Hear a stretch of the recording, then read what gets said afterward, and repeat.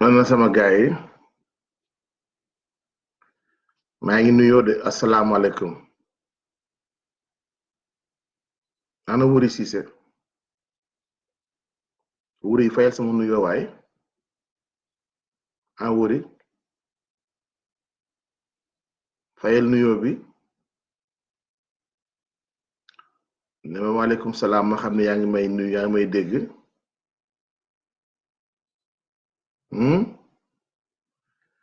sama gaay yi na ngeen def mën naa leen Wuri asalaamaaleykum laa waxuma bonjour dama ne asalaamaaleykum Wuri yow it ma jaani France nga nekk nag di ma jaay tubaab waa Njawar naka say vacances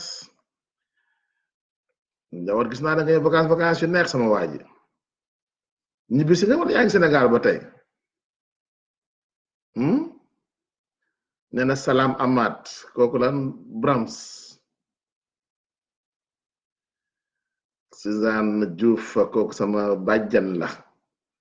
Jufa Njoxe Baye Samb maa ngi lay nuyu bàjjan Suzanne foofu ca Tiwaawan ana Abdou Si ma Haalpulaar préféré ana waa restaurant Le Dibi ana nag maa war a invité restaurant Le Dibi nag ana restaurant Le Dibi ci moom moo war a invité ana ma lay bëgg lu bare si saawaan dañoo yàgg nag ñu commencé bëgg yàgg nag ana ñu commencé bëgg yàgg de macha allah yàlla na gën a sax alors Cheikh Meng nee na Amar ziar naa la Cheikh fii la ëppee Fina sama waa ji Fina ma beela nuyu naa la de moom dugg na déjà ci sujet bi Ousmane Sonko constitue une alternative cette affaire des sites waaw moom léegi vrai Pastef la Fina sama waa ji kon bàyyi ñu ni daal ñun waa Xalifa waaw mais amul problème soo teg def ci la rek Modou Dieng nee na salut grand mu ne ko salut Modou j'espère yaa ngi ci jàmm cay Zoom Zou le dictateur Zou daal la ngi nii Zou le dictateur daal la ngi nii mbokk yi nuyu naa leen de Mi Ansar kooku c'est ma sœur préférée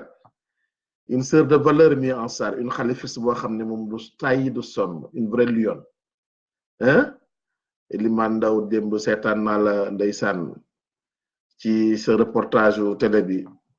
cancer du col de l'utérus bi bu daw yaram Eliman Ndaw vraiment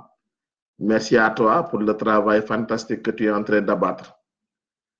yaa ngi béy sa waar ci yoon bi Eliman yàlla na la sunu borom taxawu gën la dooleel yokk sa xam-xam ak sa pas-pas nuyu na ñëpp de madame Ba mbaa jàmm nga am Ramses Ba ma cordo ci loo ne Ramses mbaa yaa ngi ci jàmm dama bëggoon ñëw rek incha allah tuuti rek ñu am waxtaan bu ndaw amul nëbbo c'est le grand journaliste amul nëbbo ñu koy nuyu baax a baax Jufa Njoxe Baye Samb borom gaañi alors dama bëggoon ci benn waxtaan bu gàtt rek xam naa damay bàyyi gaa yi installé wu bu baax Abdou Aziz Sall ñu ngi ziar ñu koy delloo ziar moom it Janfo Moussa bonjour grand bonsoir Moussa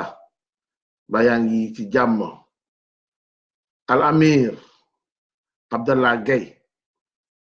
Al Amir ñu ngi lay nuyu ñu ngi lay nuyu baax a baax mi ange ñu ngi koy daal di jaajëfe bu baax ko félicité ci génnum Khalifa Sall bi Omar Diaw kooku c'est mon petit frère un Tambacounda de valeur madame Ba mi ne lan maa ngi ci jàmm ñu ngi ci waa madame Ba yàlla na jàmm sax incha allahu rabbi El Hadji Abdoul Wahab Dieng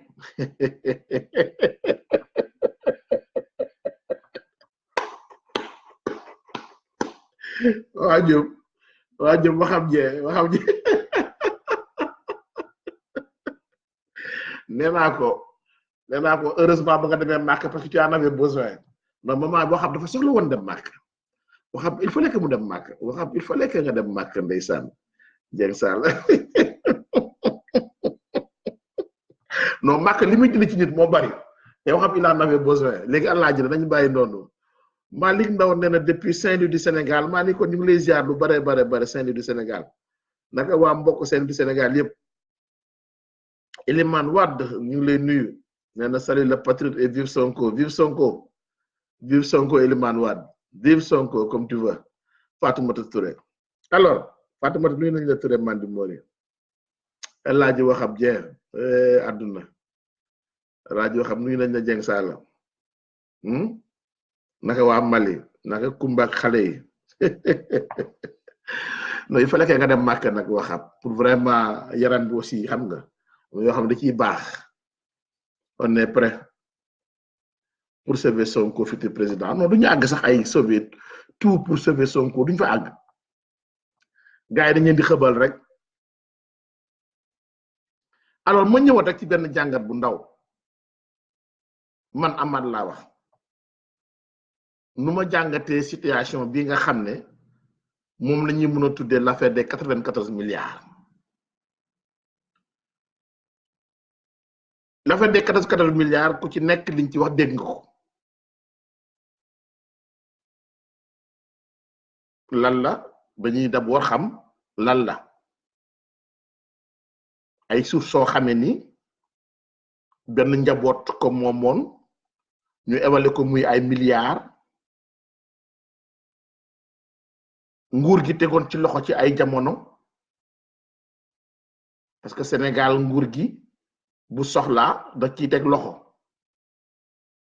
delloo leen ko ñooñu war koo jaay mu am litige daal ci biir litige boobu ñu ne am na ñi nga xam ne ñu ngi liggéeyee foofu biir impôt et domaine ñu ngi njuuj njaaj ci suuf soos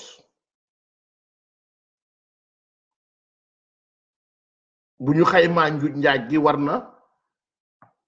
toll ci 94 milliards loolu la Sonko ak waa Pastef wax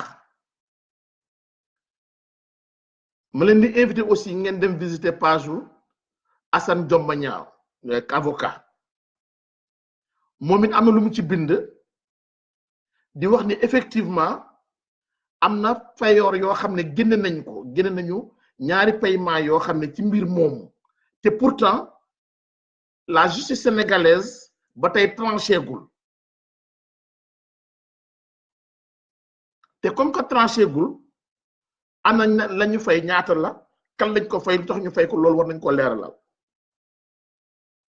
mais loolu yëpp dafa am ku ci nekk loo xam ne moom mooy sa wàll ci nag bi quand c'est technique man Amath Diouf damay toog de côté di seetaan di déglu ñi nga xam ne seen xam-xam màcc na jëm ci wàllu woowu les professionnels du droit te ñu nit loolu la ñuy ñaan yàlla mbir mi dem tribunal ñu atte ko ni ñu ko war a attee la ca sénégalais yi war a xam ñu xam ko ci wante day fekk nag mu nekk atte bu jaar yoon lu tax ma wax loolu dañu ne boo bëggee comprendre benn mbir wala nga bëgg résoudre un problème dañu ne il faut faire sa genèse da ngay comprendre problème bi fu mu jógee déjà xam nañ ne mbiru suuf la luubal am na ci ñan ñoo seq coow li man foofu laay commencer sama analyse d'un côté nous avons Sonko et le Pastef de l'autre ñu am Mamour Diallo APR Benno Bokk Yaakaar kan mooy Ousmane Sonko ñan ñooy waa Pastef kan mooy Mamour Diallo ñan ñooy waa APR ñan ñooy waa Benno Bokk Yaakaar fàttali naa fi ci weer yi ci ginnaaw benn waxtaan boo xam ne dama ko amuloon nag Ousmane Sonko benn samedi club de la diaspora war na mat ay 5 ans 6 ans léegi su ma juumulee ci biir waxtaan bi boobu Ousmane Sonko mi ngi fàttali loo xam ne xewoon na ci seen service boobu temps mi ngi woon ci seen syndicat nekkagul woon parti politique boobu temps nekkagul woon parti politique syndicat la ñu amoon dafa am benn service boo xam ne ñoom la ñuy dénk lépp loo xam ne suuf la ñu am seeni borom te gisuñu seeni borom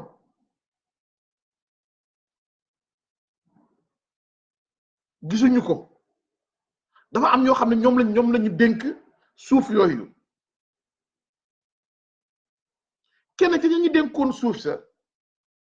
jël ci pàcc bu am solo dem jaay ko ay 300 xaw ma 400 millions de francs CFA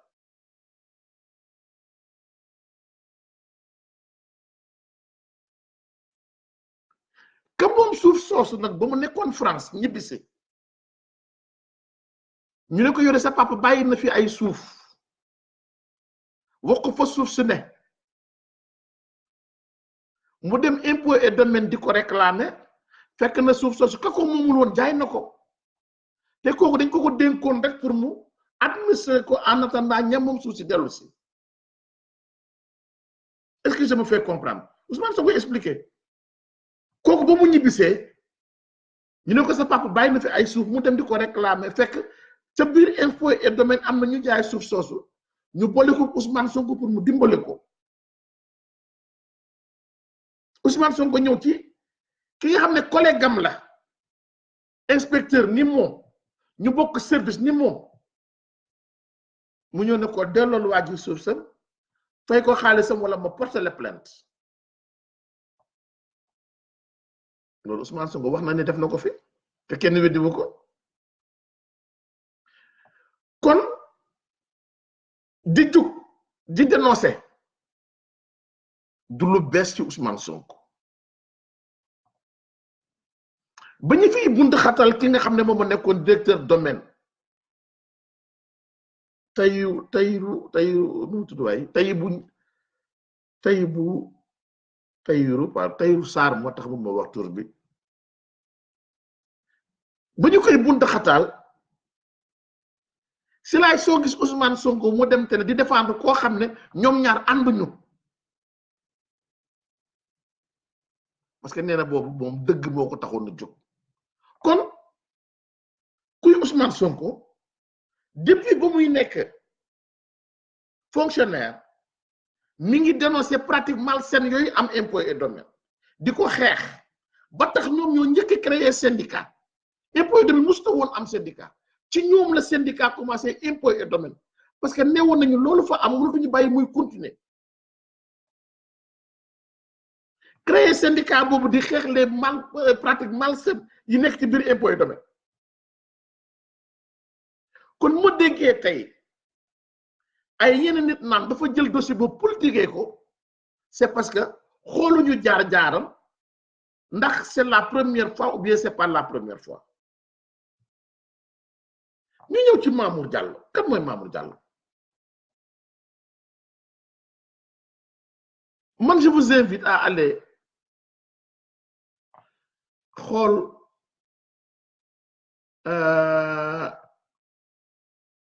li nga xam ne moom mooy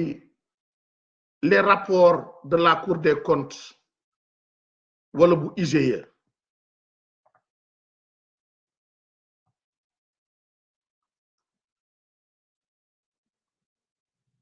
xam nga bu fekkoon ni Sénégal tey sunu justice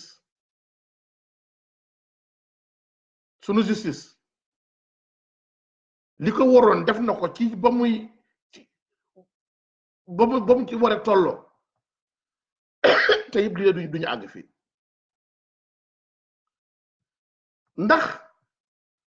moom mi di Mamour Diallo dañ ko épinglé ci ay dossier yoo xam ne yu yàgg la depuis bu mu nekkee Tëngéej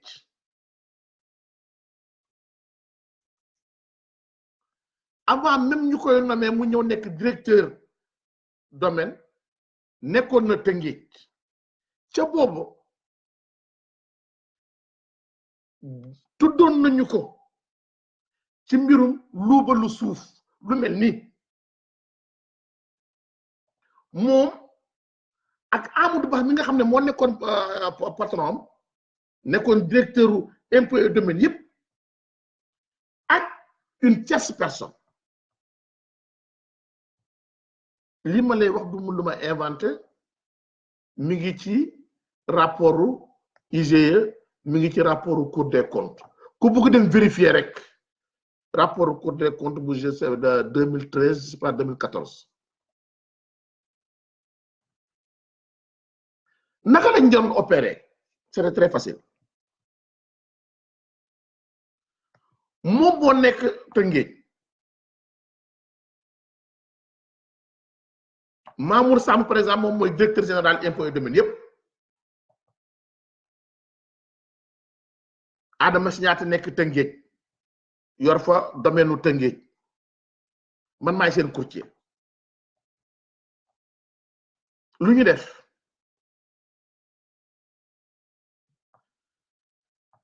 caisse de dépôt et de consignation nee na dafa soxla ay terrain à Bambilor am ay kër yu fa war a tabax bind état du Sénégal caisse de dépôt et de consignation Sénégal la ko moom nu mu tudd impôt et domaine Sénégal la ñuy liggéeyee Adama Signaté moom mooy directeur caisse de dépôt et de consignation non di mooy Adama Signaté moom mi ngi Tëngéej Mamour moom mooy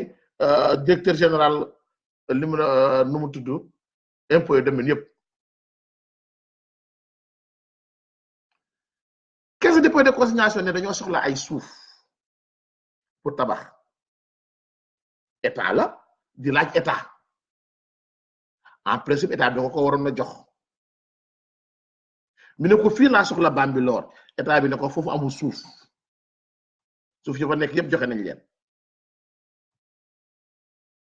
loolu la directeur impôt et domaine mi Mamour Samb tontu caisse de dépôt et de consignation wëlbatiku ñëw nag ne ma man Amath courtier bi dama lay jox 150 hectares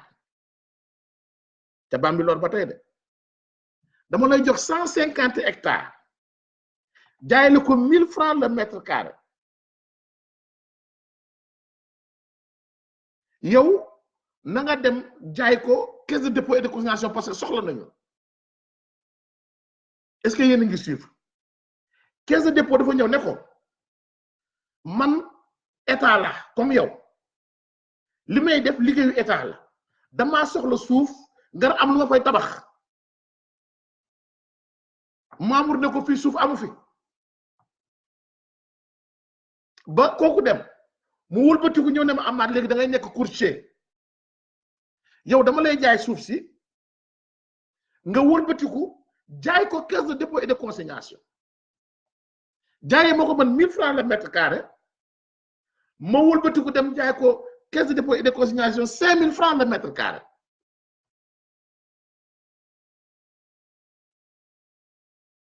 kon diggante Mamour Diallo kii ba ancien directeur te nekk ministre des affaires étrangères léegi Amadou Ba ak courtier bi def nañ fa benn valeur de 3,5 milliards bénéfice boo xam ne pour ñoom ñett rek la lii du lu nit inventé c'est écrit noir sur blanc Cour des comptes bind ko et la Cour des comptes ak l'IGE on demandé à ce qu'une information judiciaire nañ ko ubbi pour lijjanti mbir moomu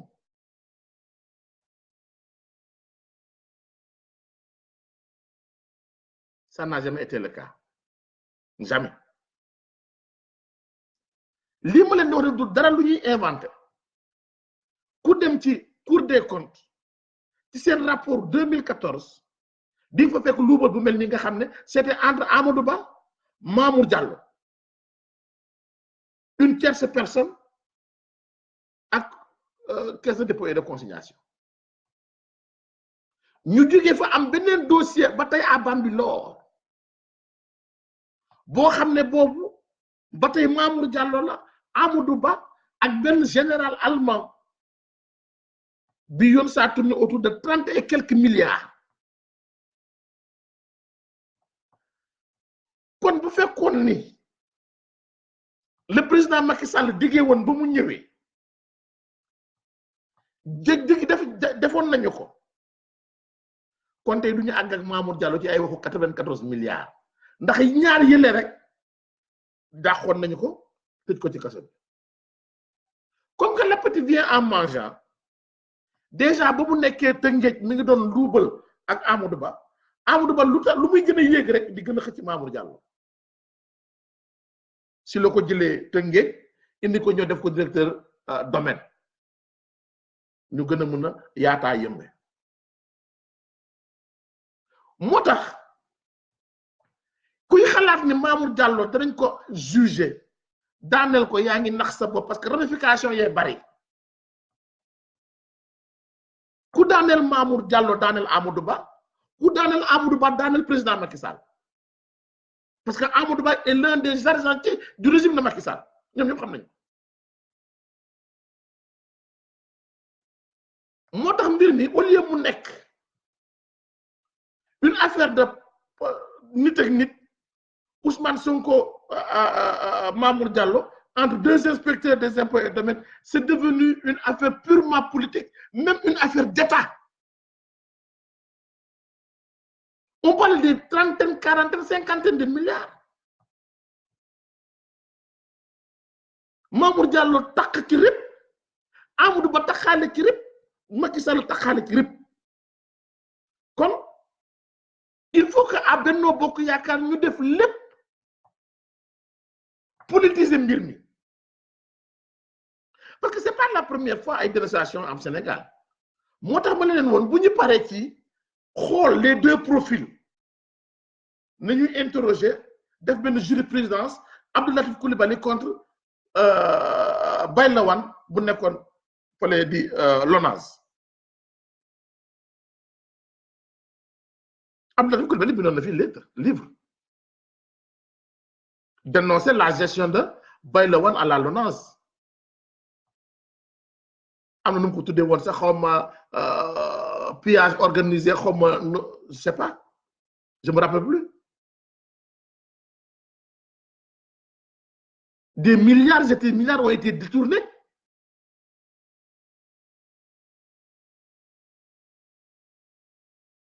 foofu nag ñoom foofu la ñu bëgg yóbbu Sonko moo tax gars yi naan Sonko comme que am na preuve yi na ko génn man leen vous n'avez pas compris Sonko bu génnee preuve yi il va enfreindre la loi dina jël ay documents administratifs yoo xam ne waru ko woon yor na ko de un ba pare génne ko ci mbedd mi donc ñaar lay boole tëj ko ci kaso bi day daal di yomb parce que Abdou Latif Coulibaly ba mu demee tribunal ak Bayla Wane parce que moom LONASE ba bëri woon ay directeur de service yooyu yu ci bëri ñoo dajale woon ñëw jox ko ay documents confidentiels yu doon prouver malversation yooyu yëpp mu bind ci livre dem tribunal juge bi daan ko ne ko kayit yii nga jël sukkandiku ci indi ko fii ci tribunal bi dama lay topp pour recel de document faux usage de faux waxuñu ko ndax la nga wax dëgg la de ndax la nga bind dëgg la kenn werante du ko parce que dëgg la kayit yaa ngi nii la nga wax dëgg la naam wante yow kayit yi fi ne loolu nga wax dëgg la waroo ci woon na jot naka nga defee ba jot ci kon yow fu mu toll nii dañuy lay topp pour recel de document foofu la ñu bëgg a yóbbu Sonko ndax la may wax dëgg la am du dëgg non ñoom xam nañ ñu dëgg la parce que maa ngi fàttali léegi ni boo leen demee ci page Facebook Assane Dioma Niang bind na ci ni effectivement gars yi fay nañu xaalis boo xam ne waruñu ko woon a fay kan moo ko fay ku ko fay loo kan la ko fay ak ñaata la ko fay la Assane di laajte moom nee na effectivement xam nañ ni génne nañ ci trésor public bi xaalis boo xam ne fay nañ ko ci suuf soosu te pourtant justice dafa ne suuf soosu ba tey nañ ko bloqué pareegu ci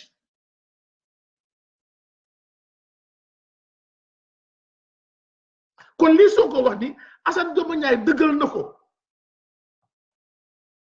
wante léegi kay yi lañu soxla la preuve de ce qu'il avance moo tax j'ai pas compris l'attitude vraiment de le gars de Forum du Justiciable j'ai pas compris son attitude mais du lu ma bett lu ma jaaxal quand même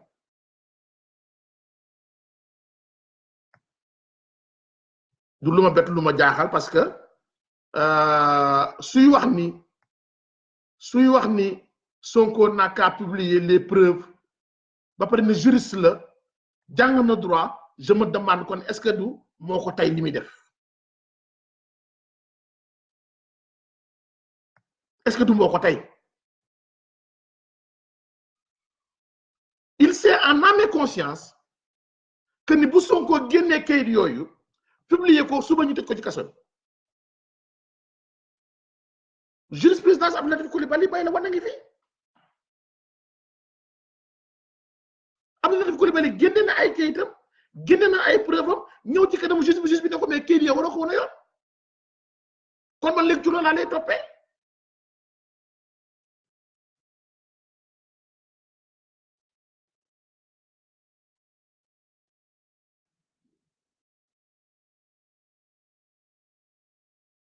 donc j'ai pas compris sa position du tout moo tax gars yi ne Sonko da koy politiser man leen non Sonko avant muy am parti politique il avait commencé à dénoncer jox naa leen cas bi léegi exemple bi te soo leen bëggee mooy yónnee leen audio bi ngeen diglu ko seen bopp mu muy expliquer toute l'histoire mu demee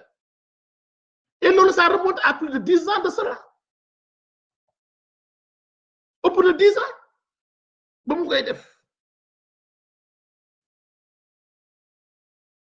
ñoom ak seeni syndicat ba ñuy taxaw di dénoncer parce que xam nga Sénégal mu am lu ñu dul bàyyi xel lu am solo gis nga corruption bi ñuy wax politiciens dañ ko encadré ba nga xam ne kenn du ci mën dara parce que dañu ne gars yi boo nekkee dans l'administration da nga am droit de réserve am na loo xam ne boo ko yëgee waroo koo wax ci mbedd mi xam nga nga koy wax sa supérieur hiérarchique waa léegi imagine léegi Sonko nekk ci service su Mamour Diallo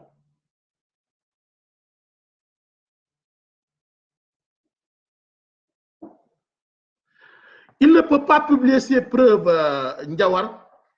ci public bi comme ni ko gars yi laajee par exemple le gars du Forum du Justiciable là je sais pas le gars ba loolu la ko wax na ko publier dégg nga fu ma laat ci jàkkaarloo ne na preuve na Sonko génne preuve yi y a un problème parce que même bu Sonko génne preuve yi Ndiawar comment est-ce que fu ma laat wala le gars là peuvent attester que ni ces preuves là yu dëgg la am ñu possibilité dem su leen joxee numéro compte bancaire ba dem vérifier ko au niveau de la banque ils n'ont pas cette possibilité là lu tax mu porter plainte mooy xam na ne au niveau de la justice bu ñu fa àggee mën na ñëw ne leen kër yaa ngi nii parce que boobaa ñoom bu ñu porter plainte bu leen Sonko ne leen dafa leen alerter da leen alerter ne leen am na lu xew fii ñoom ñoo waroon jóg nag dem xool dafa xew jëlal exemple rek temps yi lan moo xew Amérique Ndiawar pour mu simple jël lu xew Amérique temps yi nee nañ Donald Trump dafa woo lan président Ukraine pour du ko def la benn deal mu am ku ko dégg ci administration bi ñu leen wooy fii whistleblower munu kenn du xam kan la mais fexe na ba congrès bi xam ni Donald Trump am na lu mu def loo xam ne dafa jéggi ay pouvoir am mais congrès bi moo jóg ñëw di investiguer bu ñu ñëwee di laaj kayit yooyu ñii bañ ñu ko soo ubbi procédure noonu lay demee Njawar c'est-à-dire que yow da nga naan fii am na lu fi xew lu normalul bu fekkoon nag dans une république normale comme France wala Allemagne wala Amérique procureur mooy jug ñëw commencé nag di def investigation ñoom Sonko les a mis sur une piste ñu waroon a jug nag dem def seen investigation def ñu seen investigation toog jàpp seen ñàmbur pour lan pour boole leen ak public bi public nag bu ñu yàkkamte ne mais Sonko bu àll bas yi génneel preuve yi mais Sonko même bu génnee preuve sur la place publique du yow Njawar du mën am mat du kenn ci ñun ko am la possibilité de vérifier effectivement ndax ces papiers là sont authentiques sont vrais ou pas mais le juge le procureur lui a la possibilité a l'autorité de saisir les banques pour leur demander ñu jox leen li nga xam ne moom mooy kayit originaux yi ñoom mën nañu ko tey jii bu ñu waxoon rek cour des comptes jóg leen dossier baa ngi ni dem leen la cour des comptes dana mën a laaj banque ba dana mën a laaj impôt et domaine bépp kayit boo xam ne soxla na ko di leen ko mën a laaj boobaa nag après ñu ne ko ci tribunal bi c'est-à-dire que loolu moo war a nekk procédure bi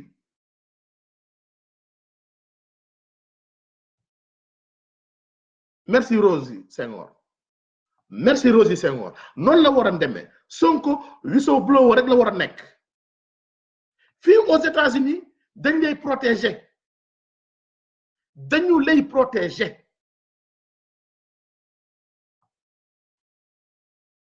ka génn wax li Trump def kenn xamul kan la waxuma la kii Trump tax mais que whistleblower taw Nixon en 74 ba at bi waa ji dee si lañ soog a xam ni kii moo ko defoon te loolu yàggul mais au Sénégal on te dit bon yéen amu leen droit vous êtes de l'administration amu leen droit wax ci biti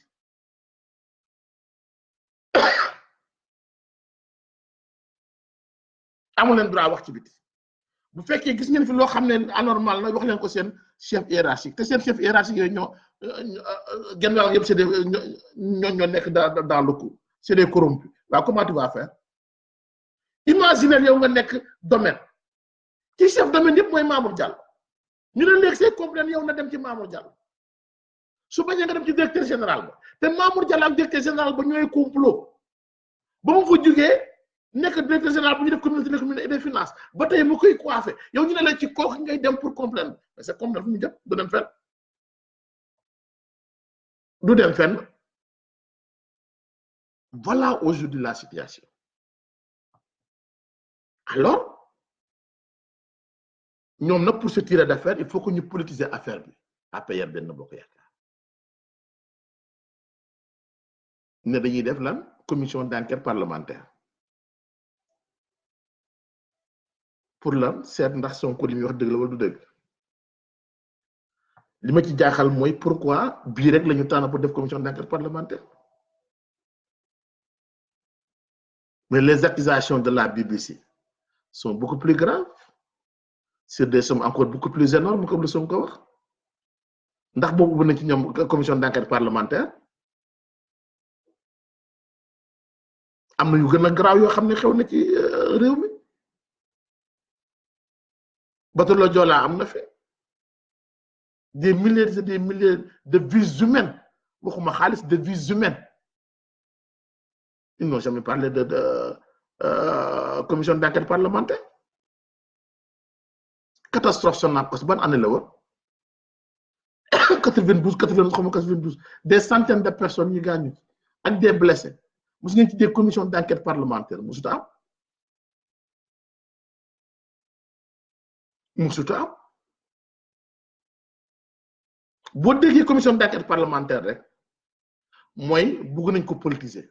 il avait essayé avec Latif Coulibaly bu fi bindee ñaari livre bi ñu ne waa léegi dañuy def commission d'enquête parlementaire invité ko mu ñëw seetlu leen rek def leen le rapprochement lorsqu'il avait écrit des livres sur Baylawan, lorsqu'il avait écrit des livres sur contre et mécontre de l'ANOCI, ñu ne dañuy def commission d'enquête parlementaire. Aujourd'hui, bis repetita, il y a Sonko qui sort, ñu ne dañuy def commission d'enquête parlementaire. Pour lan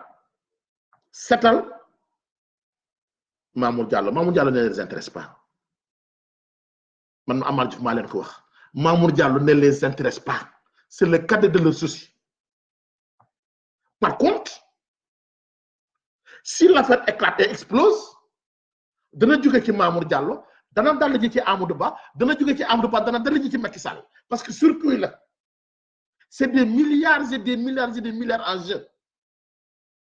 Mamour Diallo n'est que la face visible de l'iceberg, comme on dit. Tant que nous avons yépp ne tek ñu naan wax du porte plainte boobu ñu ngi toog di peaufiner seen stratégie xool naka la ñuy wëlbatikee affaire bi politiser ko ba fexe ba aussi léegi mettre Sonko en mal avec la population xëy na sax ñu tëj ko ci kaso bi.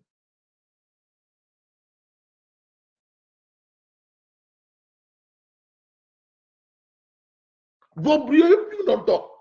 di peaufiner des stratégies si lañ soog a commencé nag par nañu def commission d'enquête parlementaire buñ ko defee ba pare nag ne léegi procureur parce que ñëpp xam nañ Sénégal ni procureur ak doyen des juges lépp lu ñuy xaar rek mooy ndogal la ndigalu li nga xam ne bu jógee ci le gouvernement ñu déroulé Mamour Diallo ne les intéresse pas, c'est le cadet de leur souci. Bu fekkoon Mamour Diallo la sacrifié nañ ko bu yàgg parce que y a d'autres accusations yoo xam ne def nañ ko fii ay nit tudd leen tudd nañ fi ki nekkoon directeur du COUD aujourd'hui ministre de l'enseignement supérieur tudd nañ fi directeur de poste ñooñu ñëpp tudd nañ leen ci ay malversations yu leer nañ busi wu ñu mettre dañuy bàyyi wax ji dem rek seen yu nekk mais bii devant l'insistance de Sonko et du Pastef parce que nag ku jàpp Mamour Diallo di nga jàpp Amadou Ba ci lu leer nañ ku àgg ci Amadou Ba di nga àgg ci Macky Sall ci lu leer nañ amul ma dem ci ñëw kon il faut que mu yem fi il faut que ñu yemale ko ci Mamour Diallo léegi dootuñu juger le fond non le fond du problème dootuñu ko juger de xam nga lañu leen juger ay yaa ma tuumaal yaa ma waxoon na ma ana li ma tuumaal mi ngi nii ah non document yi da nga koo sàcc jeex na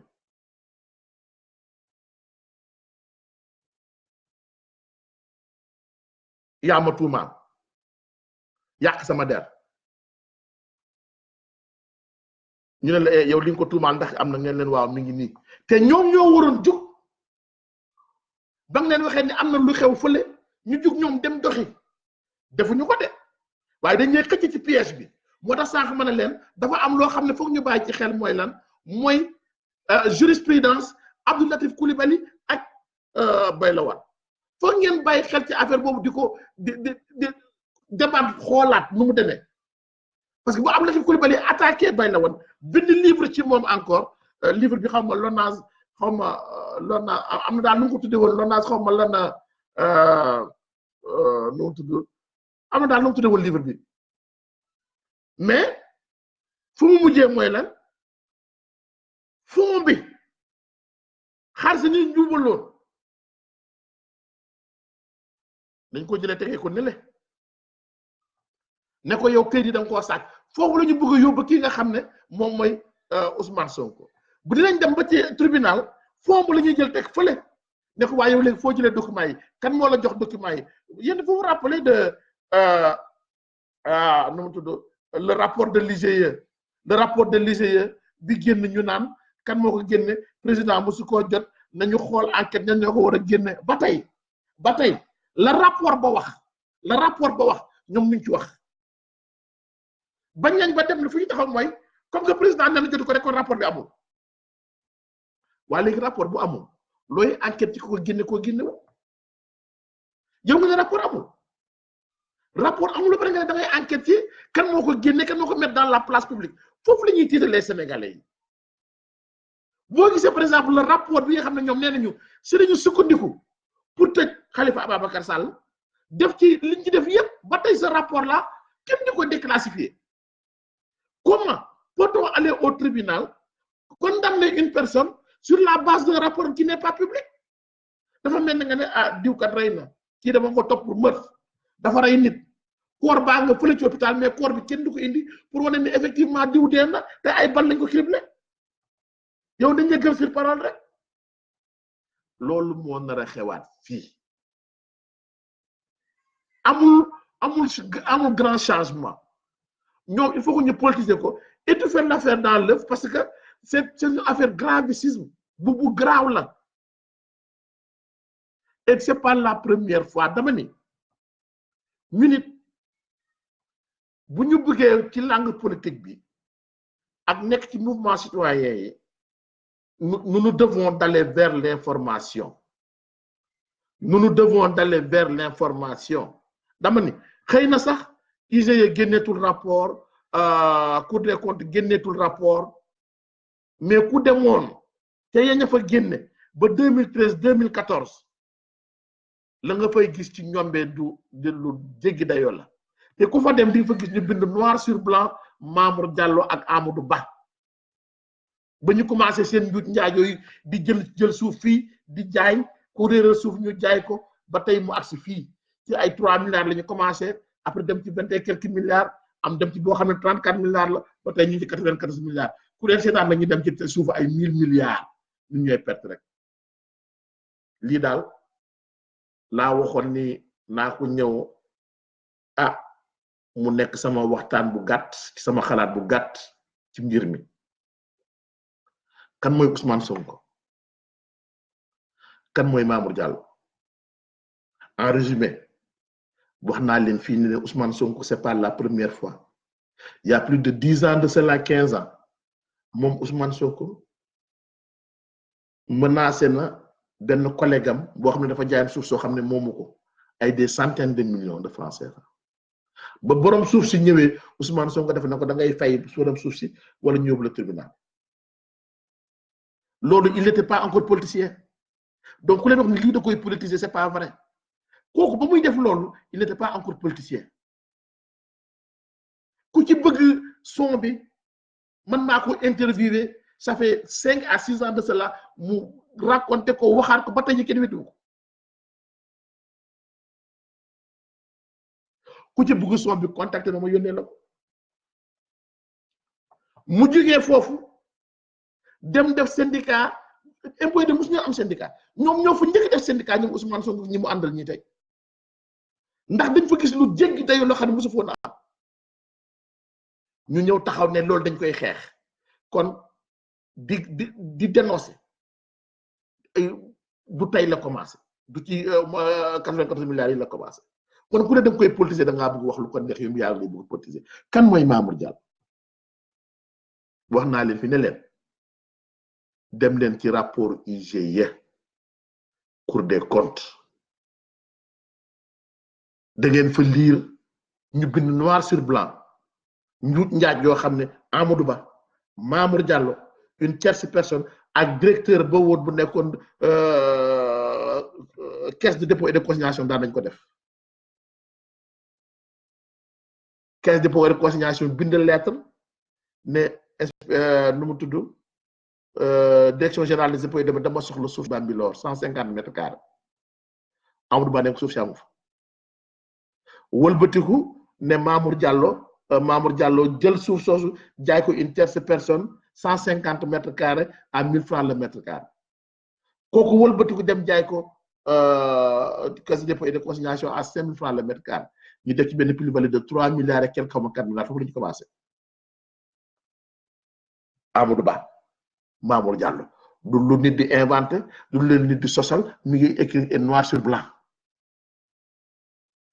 Cour des comptes UG yëpp ne nañu ubbi demande procureur à ce que mu ubbi une information judiciaire ba tey ba sax bu ñu ubbi woon information judiciaire booba tey du ñu ko xoolee 94 milliards yi parce que bu waa kon da fekk ba tey ñu ngi ci kaso bi waaye ba Macky Sall ñëwee rapport yi tegu ci taabalam mu xam ne Amadou Ba mi yor na loo xam ne intéressé na ko ci xaalis soit da koy dàqati ko ci kaso bi wala mu bokk moom xaalis bi ñu politique ko il a choisi bokk moom xaalis bi ñu politique ko jëlee ko fi ñu waxoon pour ñu ubbi fa information judiciaire nommé ko ministre lu gën a garaawati kooku it jëlee son acolyte fa mu nekkoon ci Tëngéej ñëw nommé ko directeur du domaine ñu génn ci yu ndaw ndawaan yooyu nag ay 3 milliards ak 20 milliards ñëw ci 45 milliards ak 94 milliards yi loolu rek la du leneen lii rek mooy coow li assemblée nationale nag son rôle mooy lan fexe ba politiser affaire bi génn na Sonko moo tooñ ñu yóbbu ko tribunal diffamation du ñu wax ci àlli kan la ji de moo tax ma ne leen la jurisprudence Abdou Latif Coulibaly ak Baye Lawane interroger leen la jurisprudence Abdou Latif Coulibaly Baye Lawane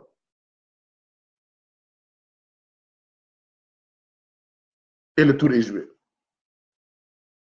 mais nag ni mu yombee woon ci ñoom pour ñu tëj kaso Khalifa Sall nu mu yombee woon ci ñoom pour ñu tëj kaso Karim Wade du yombee ci ñoom pour ñu tëjee noonu kaso ki nga xam ne nag moom Ousmane Sonko danañ jéem waaye du yombee noonu ci ñoom foofu nag may conclure léegi ñun bu ñu xamee loolu yëpp dafa am sama benn xarit waa Pastef moo doon jàppanteeg bërkaati démb ma ni ko dañuy wax rek sunu digganteeg sunu boroom mu ne ko 2013 ba ñuy jug di daanu ci Karim Wade ak les responsables du PDS da nga doon wax c'est bien fait pour eux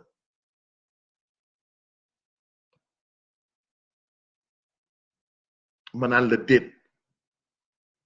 Karim bu fekkee am na lu mu def waa PDS bu fekkee am nañ lu ñu def nañ leen jaarale ci yoon wante mënoo jël injustice pour régler injustice mënut a ne on ne voulait rien entendre ba ci sama mbokk yi nga xam ne ñoom laa ànd ak tey ci Khalifa di ànd ak Khalifa Sall même Khalifa Sall mu ñu tëj tey kaso ba génn ko il avait dit laissons la justice faire son travail tout en sachant que le procès de Karim Wade était biaisé dès le départ.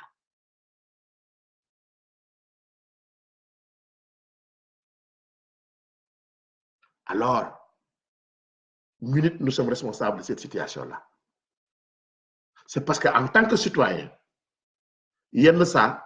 dañuy far bu mu ëpp te ñun ñëpp xam nañu ni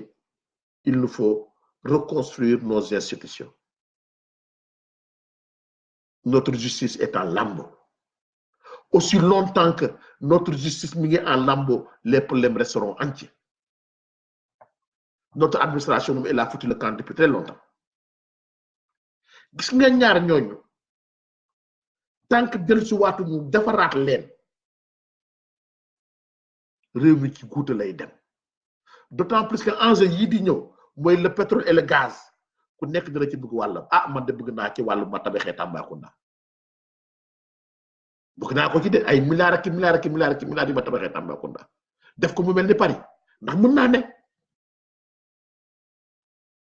parce que Qatar Dubaï bii nga xam ne tey ñëpp foofu la ñuy daw di dem il y a 40 ans désert la woon désert ku ci waxoon kaay dem fa nga bañ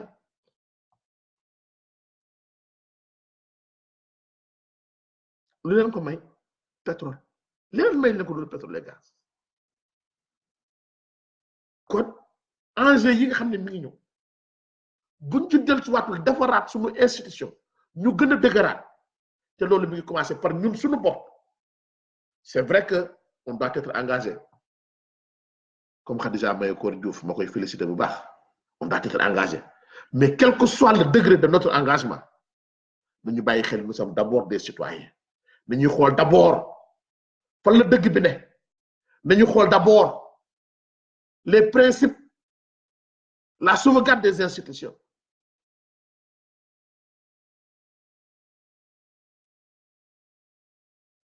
bu ñu àtte woon dëgg ba ñuy jóg di dal ci Karim Wade ñu xam ni ñii par exemple parce que ñëw ne yow lii nga jële moom moo ko foo ko jëlee parce que Karim Wade ba tey amul benn rapport IGE bu ko topp amul benn rapport Cour des comptes bu ko topp amul toppoo ñu ko ci détournement toppuñu ko ci malversation financière dañ ko toppee ci enrichissement illicite maanaam am nga loo xam ne nee na gaañ xamuñu foo ko jëlee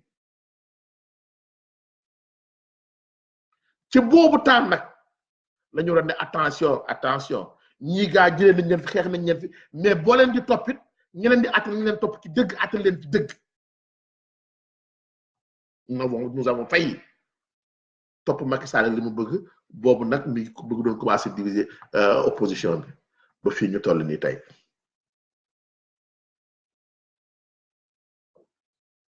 la Diop nuyu naa la de la Lion de Khalifa ak maa kontaan ci yow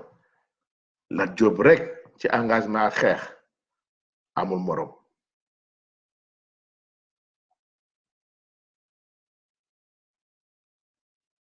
kon mbokk yi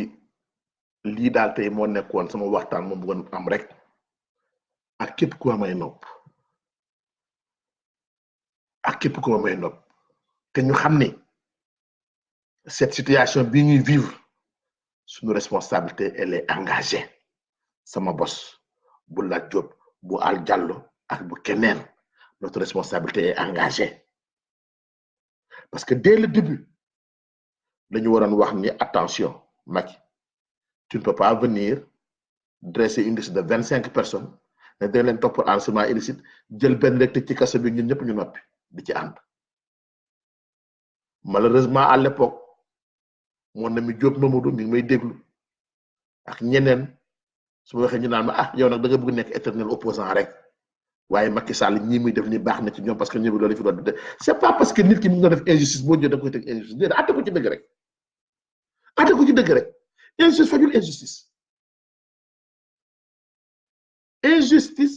fajul injustice boo daanalee waa PS atte leen ci dëgg atte wuñ leen ci dëgg ñu daaneel waa PDS atte wuñ leen ci dëgg loolu moo ñuy toppaat ba fii il faut qu'à un moment nag ñu arrêté loolu ñu arrêté loolu nguur gi fi ñëweti bëgg daan ci ay moromu opposant juste pour des raisons purement politiques et politiciennes man de amaat duma ci ànd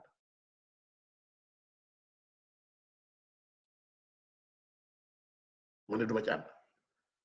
loolu moo tax en 2004 ginnaaw ba nga xam ne sama ndaw ak jeunesse yëpp PDS laa ko bokk en 2004 laa génn PDS ne gisatuma sama bopp ci ni ñuy doxalee réew mi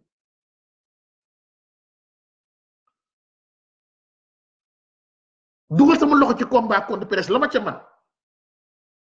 ba ñu daanu waaye ba ñu jógee dal seen kaw yi dama jug ànd ak ñoom ne lii injustice la man injustice moo ma traumatisé fu ma dégg ñu koy teg nit rek daf may traumatisé dootuma ànd ak sama sago kon ñu gërëm leen bu baax sant leen bu baax ne lu ci munti amit nañu jàpp ni wàllu politique rek moo lal affaire de commission d'enquête parlementaire parce que nag ay député yoo xam ne dañoo taxaw carrément jàkkaarloog ñun ni ñun lu ñu Macky wax ñu du voté ñooñu bu loolu leen bëgg def da nga leen di sonal rek da nga leen di sonal seen yoon nekkul ci loi seen yoon nekkul ci règlement lan neex Macky la ñuy def kon xaaruñu dara ci commission d'enquête parlementaire ndax mën nañoo xaar dara ci suñu justice ah du ci procureur du ci doyen des juges xanaa bu ñu ne ba ci biir procès bi ñu dajeeg yeneen magistrat yoo xam ne ña nga fa te dinañu àtte dëkk dana jafe nag ndax am na fa ba tey dana doy waar xanaa ñu dundee loolu yaakaar lii daal laa bëggoon waxtaan ak yéen tey mbokk yi mu tekkoon seen xarit seen doomu day Amath Diouf di leen jox rendez-vous incha allah beneen yoon bu ñu amee loo xam ne dañ ko ci dugg dolli rek ci kàttanu borom ñu ngi jégalu ci Ibrahima Sarr kàttan ni heure bi daf ñoo dab ñu war a ñu war a tëj waxtaan bi kon dañuy daal di gërëm ñëpp sant ñëpp ñaanal ñëpp di ko sàkku ci yéen di leen jox beneen yoon incha allah Amath Diouf merci bye bye.